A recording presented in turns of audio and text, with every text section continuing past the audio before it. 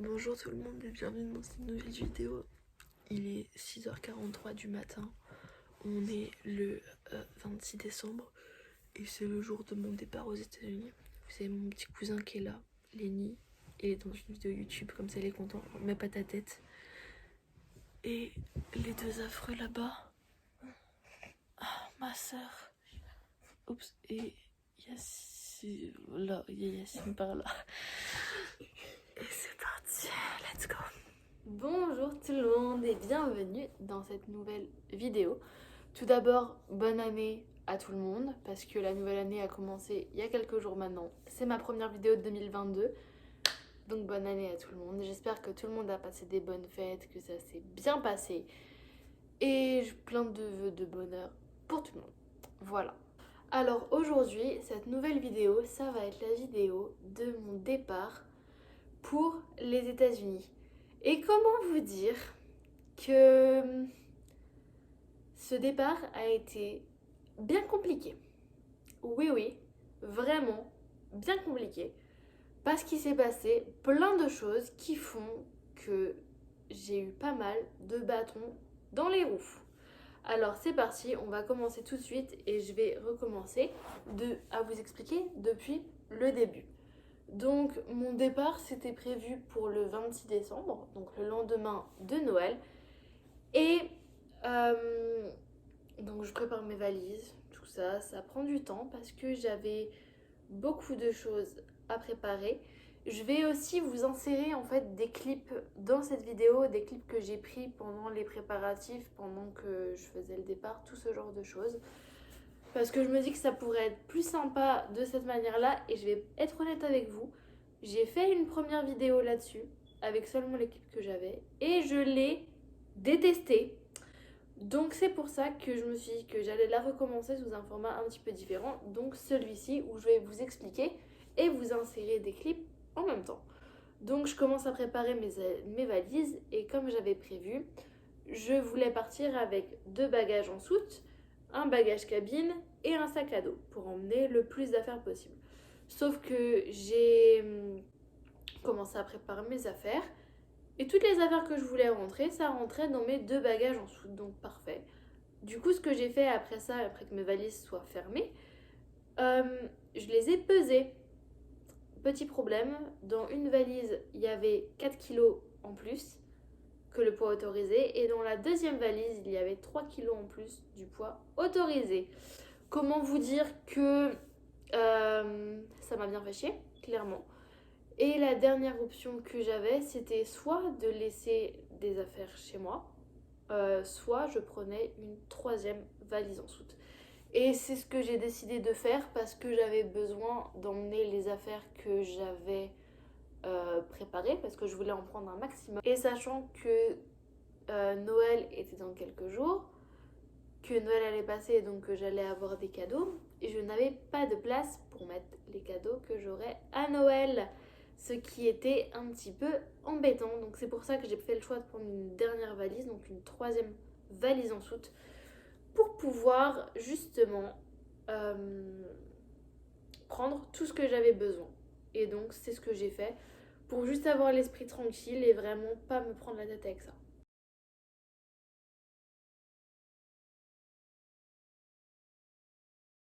Donc jusque là, ça va, ça se passe bien.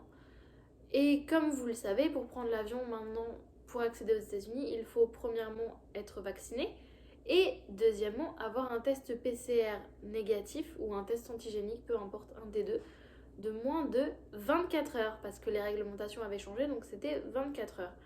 Ce qui fait que je devais faire un test le 25 décembre, donc le jour de Noël, alors qu'il y avait toute la famille à la maison, tout ça. Bref, je me lève le matin, j'allume mon téléphone comme à mon habitude parce que le test, je le faisais entre 9h30 et 10h, c'était quelque chose comme ça. Il y avait une infirmière qui venait à la maison pour me le faire en fait. Le problème, c'est que je me lève, je me réveille, j'allume mon téléphone et là, je reçois un mail de Delta, donc je me dis bon, c'est le mail pour le check-in. J'ouvre le mail et là, ça me dit votre vol à destination de Seattle est annulé. comment vous dire que j'ai paniqué. Mais j'ai paniqué parce que c'était moins de 24 heures avant le vol que Delta a décidé d'annuler. Je crois que c'était 30% de ses vols peut-être, quelque chose comme ça, parce qu'il y avait des problèmes ou j'en sais rien, mais 30% des vols ont été annulés. Donc bref, le 25 décembre, il y a un petit peu autre chose à penser que tout ça, mais bon, c'est des trucs qui stressent bien. J'ai passé 1 heure au téléphone avec Air France d'un côté parce que j'ai réservé via le site d'Air France, et j'avais aussi l'application, le chat Delta sur le téléphone en même temps. Il faut savoir que le 25 décembre, forcément, il n'y a pas grand monde qui travaille, donc il y a eu beaucoup de temps d'attente. Au final, c'est sur l'application Delta que la personne a réussi à me changer mon vol. À la base, j'avais un vol direct, sauf que au final, ce n'était plus un vol direct. J'ai fait une escale à San Francisco. Voilà, donc mon vol, c'était de faire Paris-San Francisco, San Francisco-Seattle. Jusque-là, tout va bien, pas de soucis.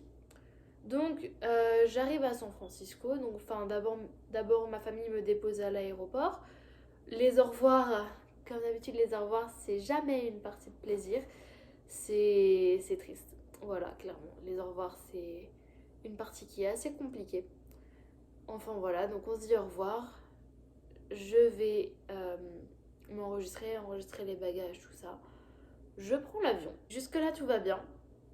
Sauf que j'arrive à San Francisco et le problème c'est qu'à Seattle il y avait une tempête de neige, mais une tempête de neige comme on n'a jamais vu par ici. Ce qui fait que j'arrive à San Francisco et j'étais censée avoir seulement 1 heure d'escale. Au final, j'arrive là-bas et le vol était retardé de 2 heures. Donc moi j'étais contente parce qu'il fallait que je réenregistre mes bagages. Comme ça me laissait le temps de le faire et pas avoir à courir dans l'aéroport. C'était bien pour moi en fait, clairement, que ce soit repoussé. Sauf que j'arrive là-bas, donc le vol est repoussé 1 fois, le vol est repoussé 2 fois, le vol est repoussé 3 fois, et le vol est finalement, tout simplement, annulé. Voilà. Donc comment vous dire que j'étais ravie. Donc à ce moment-là, tu fais la queue au guichet pour que les gens te trouvent une solution, en fait, pour pouvoir aller à Seattle. Sauf que j'arrive au guichet, et là, le monsieur me dit « Mais madame, il n'y a pas de vol pour Seattle disponible avant mardi. » On était dimanche. Je suis restée bloquée à San Francisco pendant 2 jours. Voilà. Je suis restée bloquée là-bas. Bon, heureusement, Delta a pris en charge l'hôtel, parce que moi, clairement, j'avais pas prévu de me payer un hôtel. Voilà. Et la suite, elle va vous être racontée tout de suite. Le problème, c'est qu'à Seattle, il y a eu une tempête de neige ce jour-là, mais vraiment une tempête. Je vais vous mettre juste là une photo de l'état de Washington quand je suis passée par-dessus dans l'avion. Comme vous pouvez voir, c'est blanc.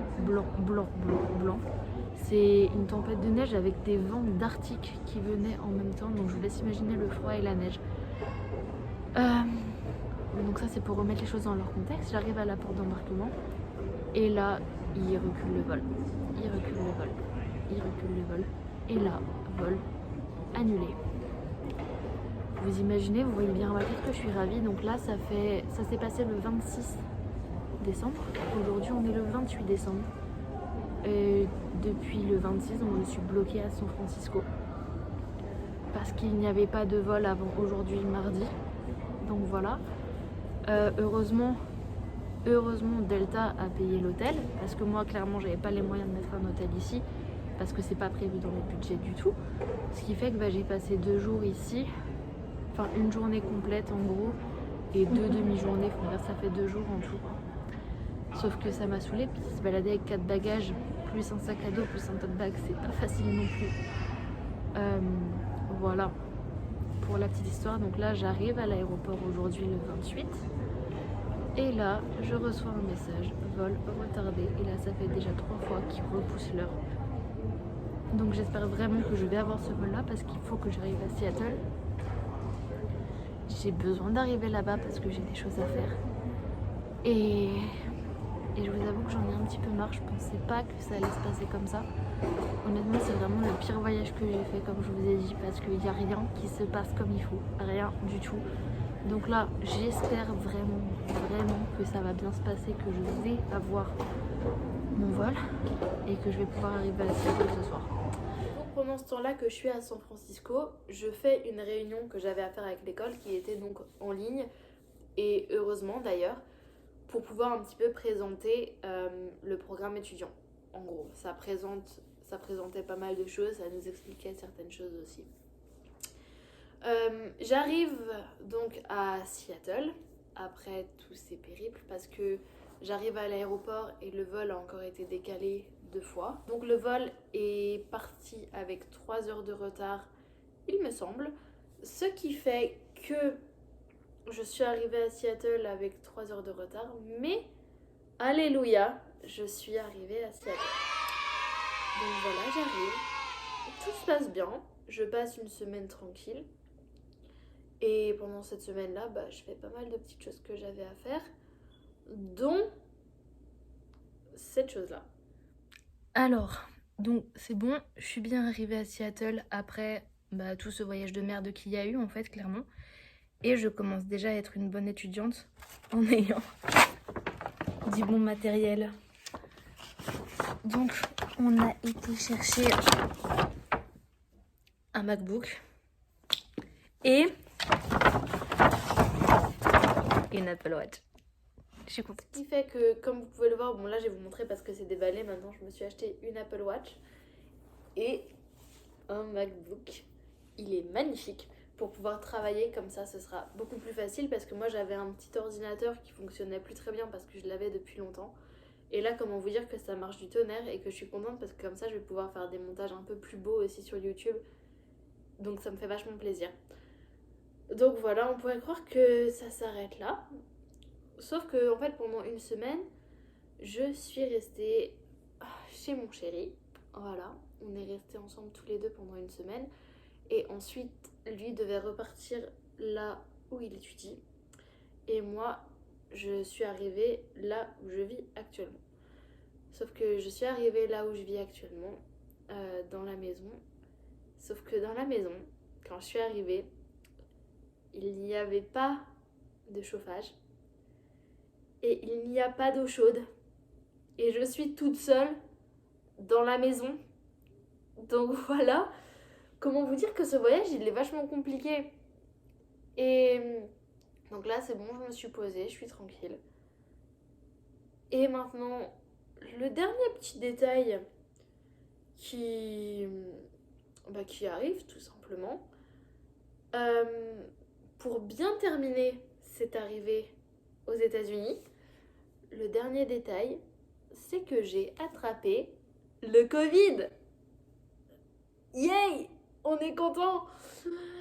Oh mon dieu, franchement, je crois que cette arrivée, elle aurait pas pu avoir plus de problèmes que ça. Donc rassurez-vous, j'ai le Covid, mais j'ai aucun symptôme. J'ai rien du tout, vraiment, je vais bien. J'ai juste un peu mal au crâne. Vraiment, si vous êtes quelqu'un qui me connaît ou même qui me connaît pas, vous n'avez pas besoin de vous inquiéter. D'accord? Vraiment, ça va, je vais bien, il n'y a pas de souci. Et voilà! Donc c'était l'histoire de mon arrivée aux États-Unis. Maintenant que je suis bien arrivée, que je suis bien installée, je vais pouvoir profiter tout simplement et réussir mes études parce que c'est pour ça que je suis là quand même. Et j'essaierai de vous faire plein de vidéos, vraiment plein de choses. Et en attendant la suite, je vous fais des gros bisous et à bientôt dans une prochaine vidéo. Portez-vous bien. Ciao.